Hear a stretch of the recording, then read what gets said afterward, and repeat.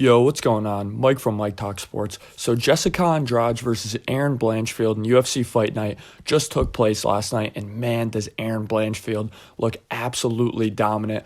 Made Jessica Andrade look easy on the ground, made her look easy in the grappling department, and even maybe didn't necessarily beat her on the feet, but looked great on the feet as well. Here's why, in my opinion, Erin Blanchfield is just too much for Valentina Shevchenko. Now, I absolutely love Valentina Shevchenko. I fell in love with her style because of that karate style. She kind of fights like a female GSP in a sense, where she kind of mixes in the wrestling, mixes in the takedowns, but loves that karate style, is going to use that southpaw to her advantage. But in my opinion, I think Erin Blanchfield is just too much for Valentina Shevchenko. Going into Valentina's last fight against Taila Santos, the thing about the Taila Santos fight is Taila Santos repeatedly not only got Valentina Shevchenko down, but she was also able to get Valentina Shevchenko in dominant positions, inside control, inside saddle.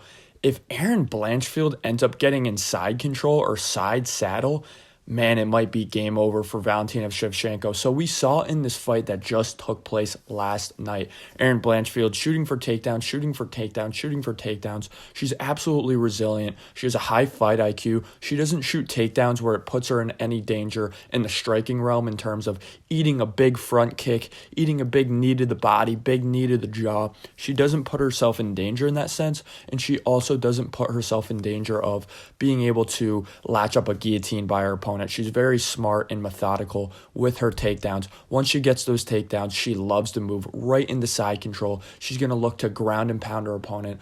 Phenomenal at getting into side saddle and just raining down those elbows. That's exactly what we saw against Molly McCann and Erin Blanchfield's last fight before this Jessica Andrade fight. And we saw when Jessica Andrade clearly saw this on tape that she loves side control, loves side saddle. So she moved right into sprawl, tried to get back up to her feet. But that's such a vital mistake as somebody so elite at jiu-jitsu, because right when you go for that position, they are going to latch up your neck. They're going to latch up that rear naked choke and choke you out immediately. You don't give up your neck to somebody like Erin Blanchfield. You don't give them your back. The thing is, Jessica Andrade was put in this exact situation against Valentina Shevchenko in her Valentina Shevchenko fight, and Valentina was not able to get a rear naked choke. She tried and she tried and she tried. She even had the hooks in, and Erin Blanchfield didn't even have hooks in. That's how confident she is in her submission game. Valentina had her hooks in and could not rear naked choke Jessica Andrade.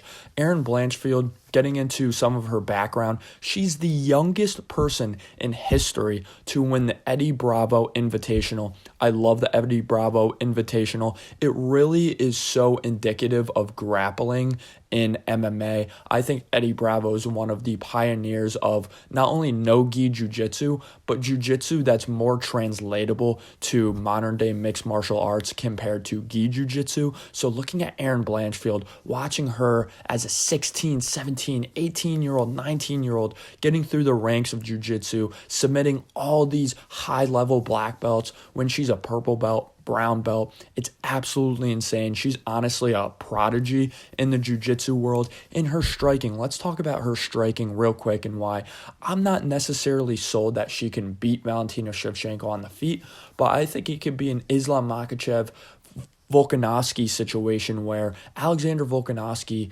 didn't really outstrike Islam, not because he's not a better striker, but because of that threat of the takedown. The threat of the submissions and the overall top game of Erin Blanchfield is very imposing for Valentina Shevchenko. So in this fight, Erin Blanchfield really displayed her incredibly high fight IQ on the feet. Jessica Andrade is so known for having insane power for every single woman's division. She's one of the only female fighters of all time, along with people like Chris Cyborg, Amanda Nunes, who kind of has that touch of death, can put a woman out in one blow. She loves those looping punches, those hooks, those overhand rights, overhand lefts, and man, Erin Blanchfield knew that. This is a perfect example of in MMA, straight line punches, jabs, straights. They beat looping punches. They beat looping punches to the punch, literally. So Erin Blanchfield's job in this fight was jab straight, jab straight, jab straight, takedown, jab straight, takedown. Perfect game plan against Jessica Andrade, worked to perfection. She didn't go away from it at all, and she absolutely put on a clinic in there, not only in the grappling realm, but looked very competent in the striking as well. So previewing this Valentina Shevchenko versus Erin Blanchfield fight, I think Valentina Shevchenko could probably stuff some takedowns early on, have some success on the feet early on. I would like to see Valentina and other fighters really utilize that leg kick against Erin Blanchfield. We really haven't even seen that utilized versus her yet. Maybe it can be a weakness of hers on the feet. We don't know. So I think Erin Blanchfield realistically can get down Valentina Shevchenko, get her into side control, get her into top mount, get her into side saddle.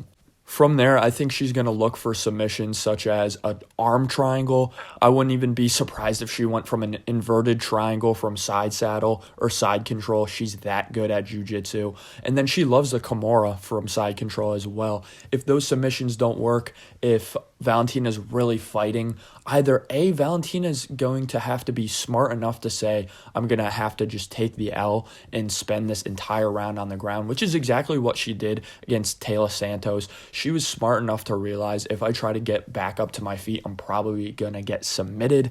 But I don't know if Valentina Shevchenko could last another decision or split decision kind of fighting in this way, fighting off of her back. The thing about Taila Santos, she's not nearly as active on top than Erin Blanchfield is. No way Erin Blanchfield allows Valentina Shevchenko to outpoint her while Valentina Shevchenko is on bottom. Taila Santos allowed Valentina Shevchenko to do that.